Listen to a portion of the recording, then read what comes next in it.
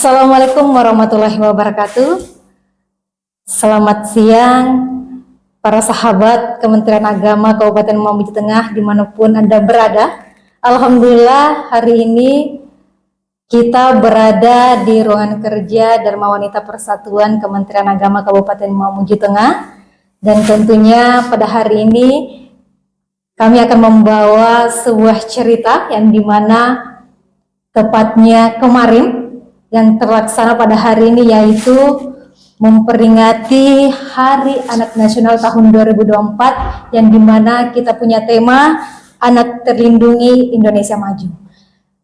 Teman-teman Kementerian Agama Kabupaten Mamuju Tengah dimanapun Anda berada, alhamdulillah kali ini kita bersama-sama di tempat ini telah hadir Ibu Ketua Dharma Wanita Persatuan Kementerian Agama Kabupaten Mamuju Tengah. Izin Ibunda, saya panggil Ibunda kenapa? Karena hari ini baru-baru saja kita memperingati Hari Anak Nasional.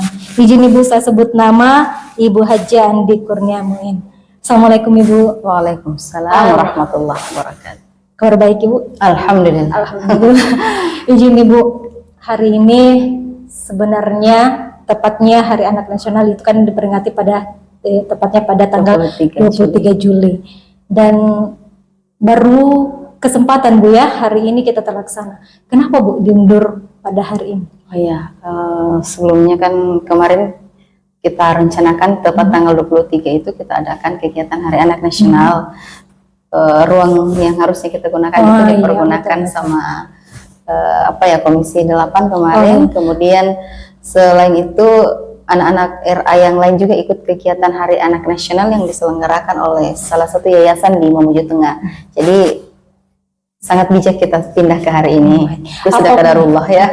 Apapun itu, meskipun 1 minggu ke depannya, 1 bulan ke depannya, yang penting kita punya niat untuk memperingati Hari Nasional, itu akan lebih baik. Baik Ibu, izin tapi saya punya pertanyaan dalam memperingati Hari Anak Nasional ini.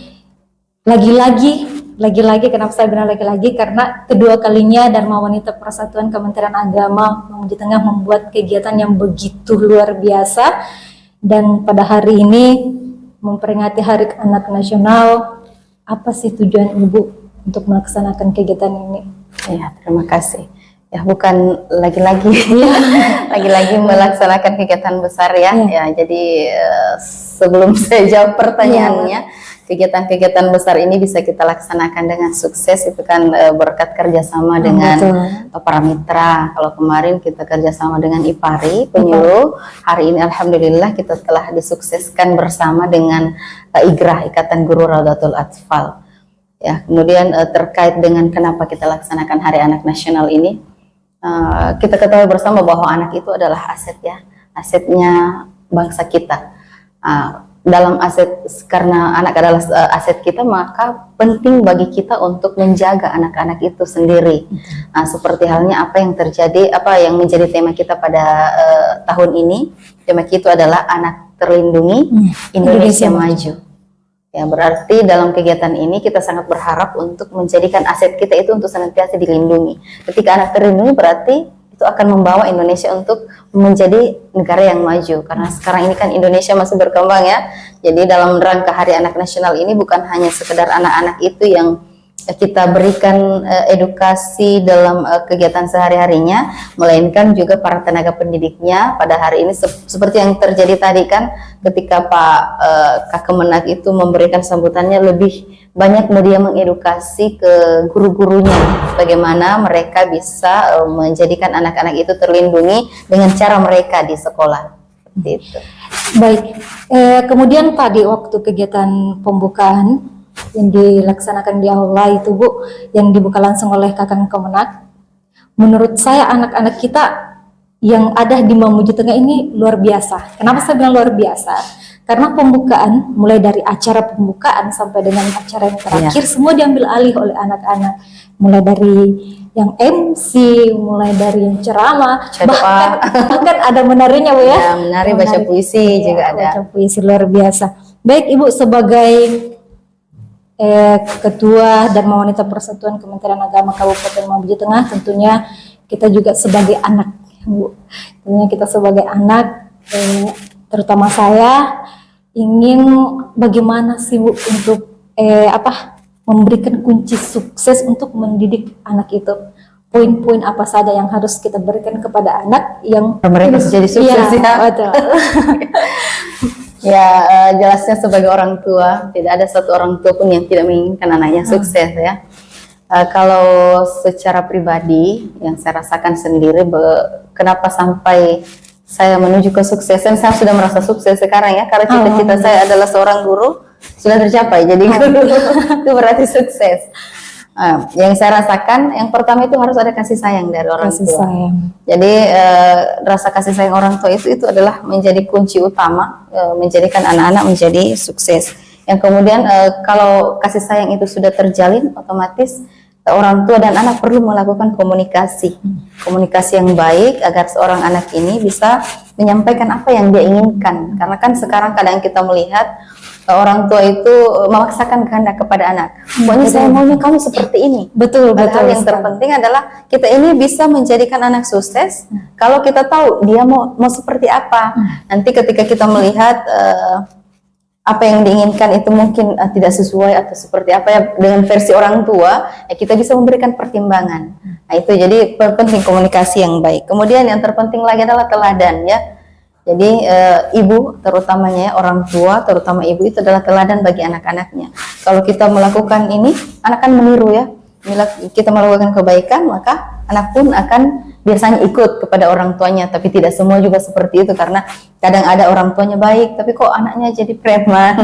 Ya, tidak semua juga seperti itu. Itu juga tergantung kepada bagaimana orang tua memberikan pendidikan yang tepat. Jadi selain kita menjadi teladan, kunci sukses yang lain adalah kita perlu memberikan pendidikan yang tepat. Orang tua harus selektif memilih pendidikan apa yang harus diberikan, baik itu di pendidikan formal maupun di pendidikan informal. Jadi kita penting memberikan fasilitas pendidikan kepada anak yang berkualitas menurut versi kita masing-masing. Kemudian selanjutnya perlu menanamkan etika dan moral kepada anak-anak.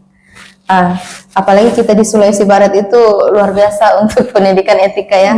Meskipun kita nakal, yang penting beretika. Kadang begitu pemikiran orang tua.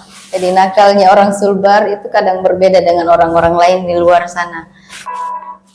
Mereka perlu berikan pembiasaan bertanggung jawab. Jadi caranya diberikan mereka tugas-tugas yang sederhana yang bisa dilaksanakan anak-anak itu, dan kemudian ditagih seperti apa tugas yang sudah saya berikan kepada kamu.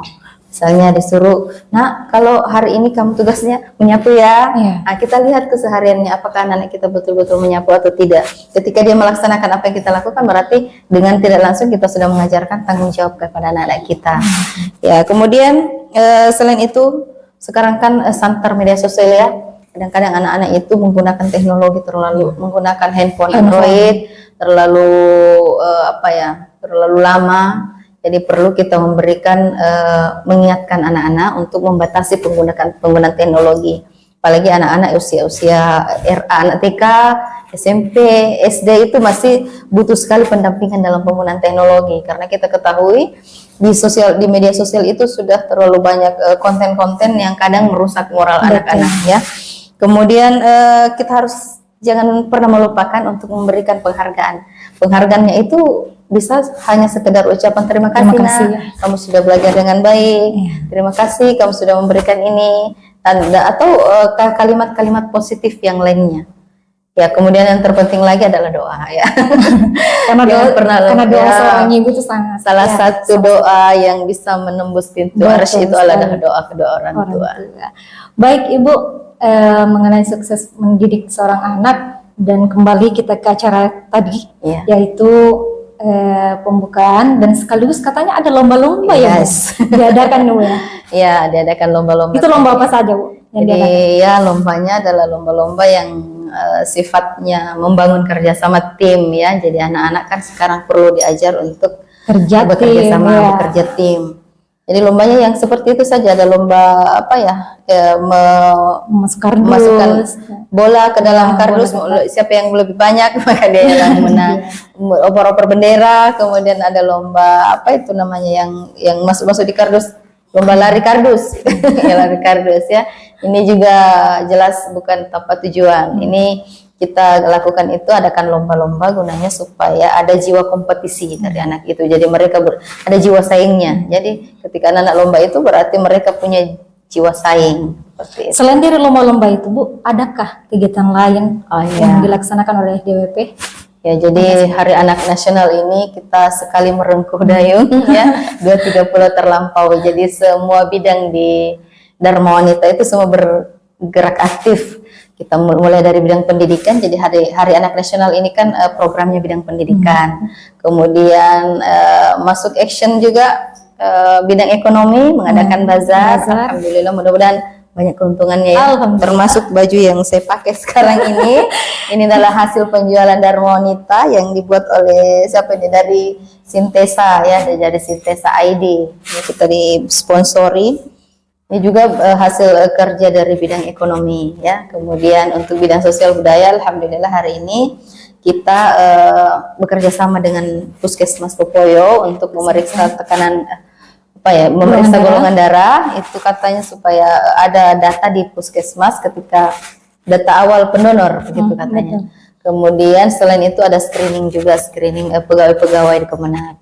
Baik, mungkin terakhir Bu, pertanyaan saya, apa sih harapan Ibu ke depannya mengenai Hari Anak Nasional? Apa yang Ibu inginkan ke depannya, anak-anak kita seperti apa? Ya, jelasnya dengan adanya Hari Anak Nasional ini kami berharap kepada para pendidik terutama guru-guru RA untuk bisa memfasilitasi anak-anak kita, bisa membawa mereka menuju Indonesia Emas ya.